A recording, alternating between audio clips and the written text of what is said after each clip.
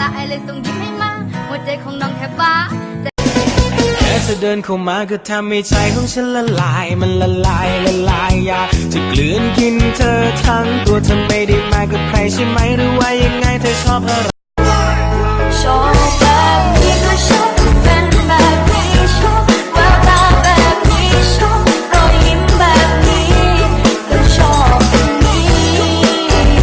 เมื่อก่อนในยามเขายังระอาพี่เลยนาฬิกาบอก10 โมงเช้ายังอยู่ในปาร์ตี้เลยแต่เธอแล้วปัจจุบันไม่เอาแล้วนาที่เคยจากเป็นเสือแล้วอยู่ดีๆพี่กลายเป็นบาร์บี้เลย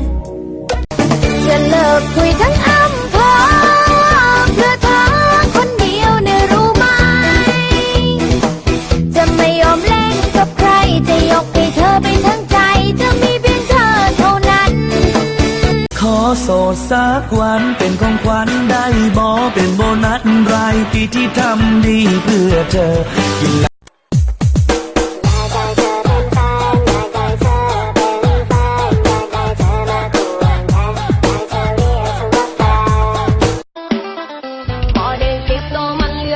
ที่น้ำตาไหลพวกฝุ่นเข้าตาเธอสวยป่านนี้นั่นเลอหาไม่กะดี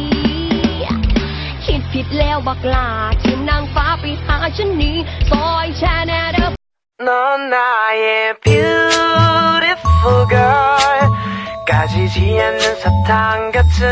넌 나를 조급하게 열받게 Selamat datang dan salam jumpa dari dunia musik bersama saya Nandanya Remix Production.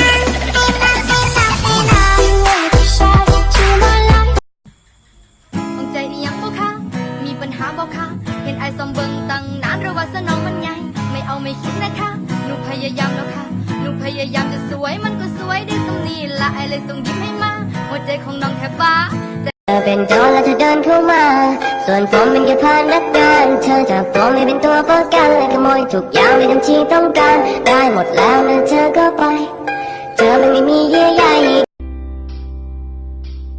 กินเหล้าหลายคอยเป็นโรคตับถือตำรวจจับยามขี่รถแหงเกือบเสียยามไปตาวันแดงให้เมาแห้ง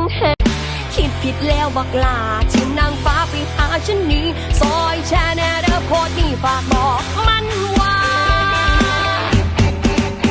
กินเหล้าหลายคอยเป็นโรคตับถือตำรวจจับยามขี่รถแหงแต่จะขอสัญญาจะยืนอยู่ตรงนี้ไม่ยอมไปไหนคอยส่งความรักให้เธอทั้งใจไม่ว่าวันนี้ก็แค่ผู้หญิงใจแตกที่มันเรียนมาจบใจแตกแต่หลายเรียนมาจบมีหลายคนที่น้อง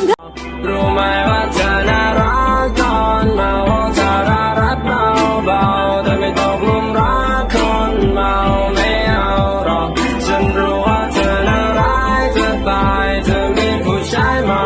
แต่ my fortune just begun you got me jumping like boom shakalaka boom shakalaka boom shakalaka boom shakalaka boom shakalaka boom shakalaka wanna hold you down ตอนที่แรกสุขพยายามไม่ได้ฉันมาแต่พอได้คบเธอก็ไม่มีเวลาจะบอกเหตุผลว่าเธอต้องไปทำงาน